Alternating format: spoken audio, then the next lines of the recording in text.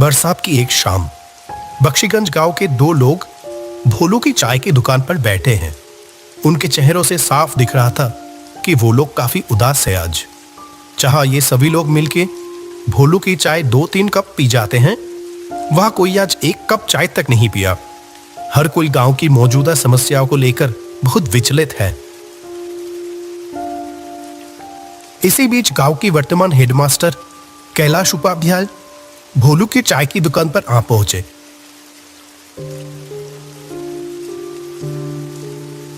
अरे रामलाल, माधव, तुम लोग यहाँ इतना उदास होकर क्यों बैठे हुए हो? मुझे इस गांव में आए हुए इतने दिन हो गए, मैंने तो कभी तुम लोगों को इतना परेशान नहीं देखा। हमेशा हंसते मुस्कुराते हुए ही देखा है, लेकिन आज अचानक क्या हुआ? आइए मास्टर जी, बैठिए।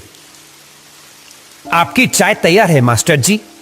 मुझे पता था आप थोड़ी देर में यहाँ आ जाओगे। हाँ हाँ बोलू, आज अपनी वो अदरक वाली चाय पिलाना मुझे, ठीक है? बहुत देर से सर दर्द कर रहा है। और हाँ, तुम लोग बताए नहीं कि हुआ क्या है, इतने उदास क्यों हो? असल में क्या है ना मास्टर जी, हम सभी लोगों का आज मन बहुत उदास है। क्यों? क्या हुआ? इतने खूबसूरत गांव के लोगों के साथ घुलने मिलने से किसी का भी मन बेहतर हो जाएगा, लेकिन उन्हीं लोगों को आज अचानक क्या हुआ? आप तो जानते ही हो मास्टर जी कि हमारे गांव में कोई अस्पताल नहीं था। कोई भी बीमार होता था तो उसको 2 गांव पार 10 मील दूर जाना पड़ता था। अस्पताल पहुंचने से पहले ही तो कितनों की मौत हो गई। इसीलिए हम सभी मिलके अपने पैसे बचा के इस गांव में एक अस्पताल बनवाया। लेकिन क्या? हमारी सारी बचत खत्म हो गई। अस्पताल तो तैयार है, पर बिस्तर तो खरीदना बाकी रह गए। हमारे पास तो और पैसे नहीं बचे। अब क्या होगा? ओह, ऐसी बात है। मेरे पास कुछ पैसे तो थे, पर वो तो मेरी बेटी की शादी में खर्च हो गए हैं। लेकिन हाँ, इच्छापुर गांव में मेरी पुश्तैनी जमीन है एक। अगर उसे बेच दिया तो जो पैसा आएगा, उम्मीद है उससे अस्पताल का बेड हो जाएगा। क्या कहते हो? ये आप क्या कहे हैं मास्टर जी? आप अपनी पुश्तैनी जमीन बेच देंगे? मेरे तो बस ये 1 साल की नौकरी बची है। मैंने तो मन बना लिया, जो प्यार यहां मिल रहा है, मैं तो बाकी की जिंदगी यही गुजारूंगा तुम लोगों के साथ।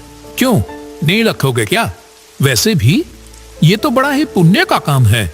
भगवान ऐसे अवसर बार बार नहीं देते। रामलाल, माधव और भोलू की आंखों में जैसे आंसू आ गया हो। तीनों ने हाथ जोड़कर कैलाश मास्टर का शुक्रिया अदा किया। अरे ये क्या कर रहे हो? अच्छा सुनो, हम लोग कल ही निकल जाएंगे। काफी समय से कुछ लोग मुझसे वो जमीन खरीदना चाहते थे। देखते हैं, अगर इस बार बात हुई तो उनको ही बेच देंगे। अगले दिन सुबह कैलाश, रामलाल और माधव इच्छापुर गांव की ओर चल पड़े।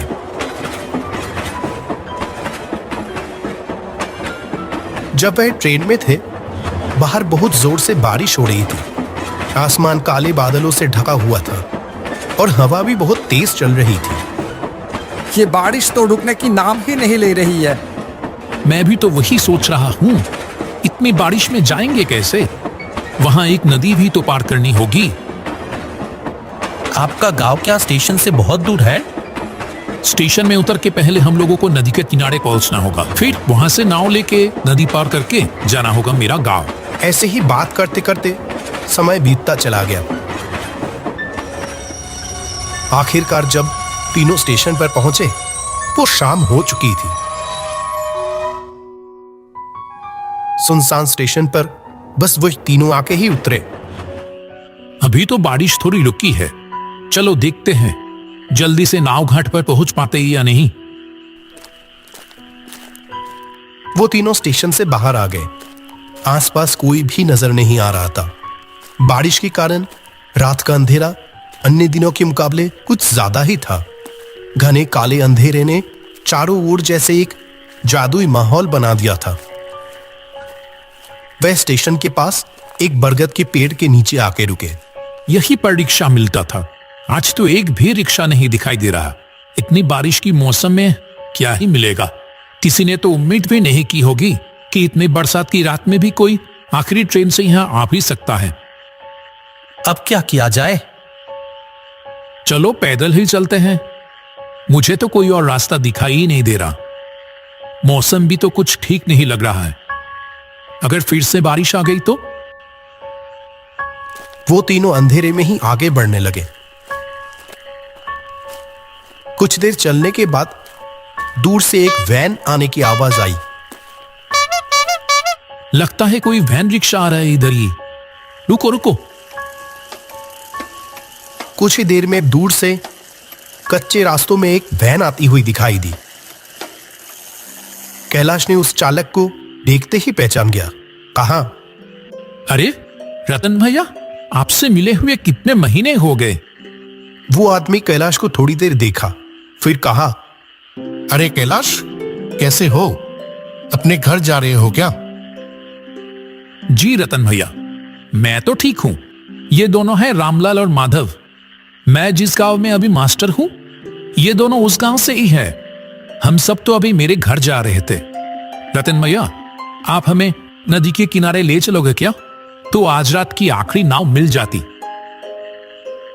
रतन ने कहा, इस बरसात की रात में नाव मिलेगी? अच्छा चलो देखते हैं, बैठो। चलो रामलाल, चलो उठो। ये आखिरी मौका है। अगर ये निकल गया तो सारी रात यहीं रुक के बारिश में भीगना पड़ेगा। चलो चलो। सभी लोग वैन पे जाके बैठ गए। अंधेरे में ही वैन आगे बढ़ने लगी।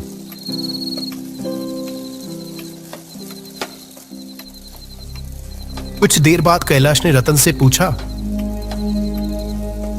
आपकी तो इतनी उम्र हो गई रतन भैया, फिर भी आप अभी भी वैन चलाते हो? आपको तकलीफ नहीं होता? तकलीफ? हाँ, होता था पहले, अब नहीं होता है।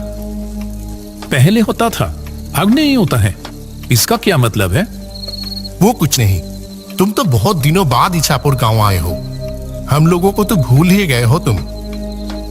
नहीं नहीं, ऐसी बात नहीं है रतन भैया। दरअसल काम के सिलसिले में मैं अभी जहां रहता हूं, वहां से आमतौर पे आना जाना हो नहीं पाता है। आज भी तो एक जरूरी काम से ही आया हूं। गांव में मेरे बाप दादा की जो जमीन है ना, उसे ही बेचने आया हूं।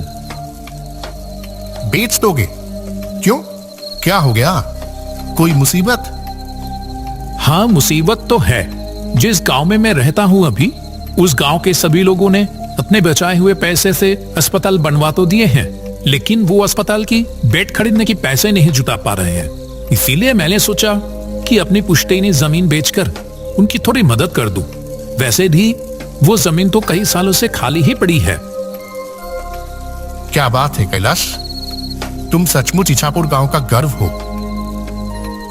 अरे नहीं नहीं, ऐसी कोई बात नहीं। ये देखो ना, ये रामलाल, माधव, ये सभी भी किसी से कम है क्या? ऐसे ही बातचीत चलते चलते सभी लोग नदी के किनारे आ पहुंचे। जब वो तीनों नदी की ओर देखें, तब नदी बहुत तेज बह रही थी। जो नदी हर वक्त शांत रहती थी, वह आज बिल्कुल अलग दिख रही थी। नदी के किनारे कुछ नाव बंधी हुई थी, लेकिन चलाने वाला कोई भी दिखाई नहीं दिया। जो सोचा था वही हुआ। एक भी मांझी घाट पर नहीं है। वैसे भी इतनी रात हो गई है, और फिर बारिश। कोई क्यों ही रहेगा अभी? ये तो बड़ी मुसीबत हो गई मास्टर जी। आज रात बारिश में भीगकर ही गुजारना पड़ेगा लगता है। अब क्या होगा मास्टर जी? आसमान का हाल देखा आपने? लगता है बारिश फिर से आने वाली है। आसमान में काले बादल फिर से आना शुरू हो गए। नदी की ओर से हल्की हल्की ठंडी हवा भी चलनी शुरू हो गई। रतन भी उन लोगों के साथ वही खड़ा था। जब वो तीनों बात कर रहे थे, तभी उसने कहा, अगर आप लोग बुरा ना मानो तो मैं एक बात कहूं। आप ऐसे क्यों बोल रहे हो रतन भैया? बोलिए ना, क्या कहना चाहते हैं? लगता है थोड़ी ही देर में बारिश फिर से शुरू होगी, और अभी तो कोई मांझी भी नहीं है घाट पर जो नाव से अपने घर जा सकोगे। उसके बजाय एक काम करो, वो देखो सामने ही मेरा घर है। सब लोग वही चलो, आज की रात वही गुजार लेना। हाँ, सही कह रहे हो आप। इससे पहले भी तो कितनी बार आपकी गाड़ी में स्टेशन गया हूं आपको आपके घर से बुला के। क्यों रामलाल, माधव, और तो कोई रास्ता नहीं दिख रही है। आज की रात वही गुजार लें। रतन भैया आज हमारा कितना बड़ा उपकार किया है, क्या बताओ। हाँ, माधव ने सही कहा। हम रतन भैया के घर पे ही चलते हैं, नहीं तो इस बरसात की रात में बड़ी मुसीबत में पड़ जाएंगे। सभी लोग मिलके रतन की घर की ओर बढ़ने लगे। जैसे ही वो घर के अंदर घुसा, एक अजीब सी बदबू आने लगी अंदर से, मानो बहुत दिनों बाद कोई इस घर को खोल रहा हो। रतन भैया, घर के अंदर इतनी बदबू क्यों? ये फर्श भी कैसा भीगा भीगा सा लग रहा है। असल में यह घर तो आधी समय बंद ही पड़ा रहता है। मैं तो अपनी गाड़ी लेकर बाहर ही रहता हूं और पानी शायद खिड़की से अंदर आया होगा। कमरे की कोने में एक टूटी खुली हुई खिड़की से हल्की सी रोशनी आ रही थी। घर में खाना तो कुछ नहीं है। मैं तो आप लोगों के लिए खाने का इंतजाम ही नहीं कर पाया। आप उसकी चिंता मत करो।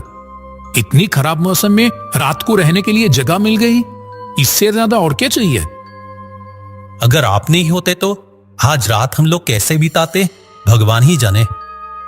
अरे ऐसी कोई बात नहीं है। ठीक है, आप लोग सो जाओ। और आप कहां रहोगे? मैं बाहर सो जाऊंगा, कोई परेशानी नहीं होगी। क्यों, आप हम लोगों के साथ सो जाओ ना। नहीं नहीं, मुझे कोई दिक्कत नहीं होगी। ये बोल के रतन बाहर चला गया और वो तीनों जमीन पर चटाई बिछाकर लेट गए। तब गहरी रात, अचानक कैलाश की नींद खुल गई। एक अजीब सी आवाज आ रही थी, जैसे कि कोई घर से थोड़ी दूर जमीन खोद रहा हो। कैलाश शुरू में तो नजरअंदाज करता रहा, लेकिन आवाज और तेज होने लगी। जो वो काम कर रहा था, जैसे कि वो किसी की परवाह किए बगैर ही किया जा रहा था।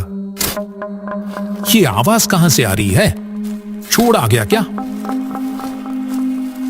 कैलाश तेजी से उठा और खिड़की के पास आकर बाहर देखने लगा।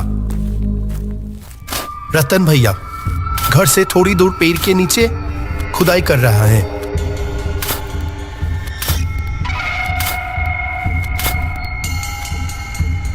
माधव, रामलाल, उठो, जल्दी उठो। मुझे यहां कुछ ठीक नहीं लग रहा है। रामलाल और माधव दोनों नींद से जाग गए। कैलाश ने दोनों को खिड़की के पास बुलाया। अरे, रतन भैया कहां गया? अभी तो यहीं पर थे।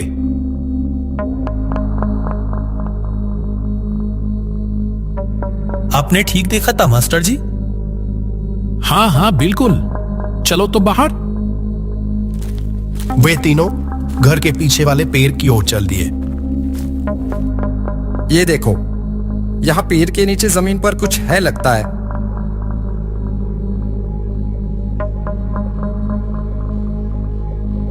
मैंने रतन भैया को यही देखा था। लगता है मानो जैसे कि वो चाह रहे थे कि मैं नींद से उठकर ये देखूं। देख तो रामलाल, क्या है वहां?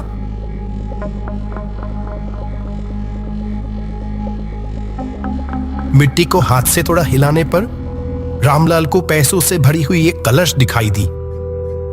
अरे, इसके अंदर तो बहुत सारे पैसे हैं। सच में? लेकिन ये है किसके? रतन भैया अभी कहां चले गए? ठीक है, वो दूसरों की पैसे है, उसकी हमें जरूरत नहीं। वो जैसे था उसको वैसे ही रख दो अच्छे से और चले आओ वहां से। ठीक उसी वक्त वो पेड़ जैसे हिल उठे। तीनों ने ऊपर देखा तो वहां लंबे पैरों वाला एक भयानक चेहरा बैठा हुआ था।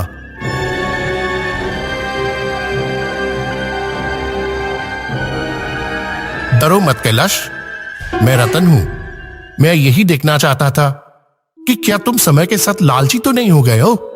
तुम सच में गांव का गढ़ हो कैलाश। तुम चाहते तो ये पैसे आसानी से ले सकते थे, और मैं अकेला बूढ़ा आदमी तुम तीनों के सामने तो टिक भी नहीं पाता। जहां तुम्हें पैसों की इतनी जरूरत है और यहां इतने सारे पैसे हैं। लेकिन आप? मैं 1 साल पहले ही मर चुका हूं। एक दिन मैं अपनी वैन लेके लाइन के उस पार जा रहा था। ऐसे में एक ट्रेन आके, छोड़ो उस बात को, मैं मर तो चुका हूं, लेकिन मेरे बचाए हुए पैसों की वजह से मुझे मुक्ति नहीं मिल रही थी। मैं किसी सच्चे इंसान की तलाश में था। आज मुझे वो मिल गया। आप लोगों से बात करके ही मैं समझ गया था कि आप लोग सच्चे इंसान हैं। मैं थोड़ा जांच लिया बस। ये पैसे ले जाओ और अस्पताल के लिए लगा दो। तुम्हें अपना पुश्तैनी जमीन बेचने की कोई जरूरत नहीं है कैलाश। यहां जो पैसे हैं उससे अस्पताल का काम पूरा हो जाएगा। रतन भैया, अब मुझे मुक्ति मिलेगी। आप सब लोग अच्छे से रहना। ये कहते हुए रतन का भयानक चेहरा हवा में गायब हो जाता है। वो तीनों बस पैसों से भरे हुए कलश को देखते रह गए। बारिश की रात एक भूतिया घर में बिताए हुए वो पल उन लोगों के मन में पूरी तरह से कैद होके रह गया।